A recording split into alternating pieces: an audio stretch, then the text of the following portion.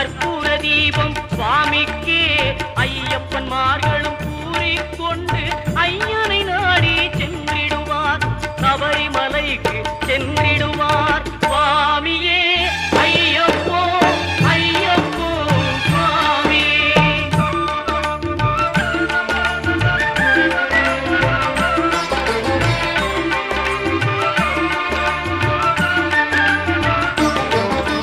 கார்த்திகை மாதம் மாலை அணிந்து நேர்த்தியாகவே விரதம் இருந்து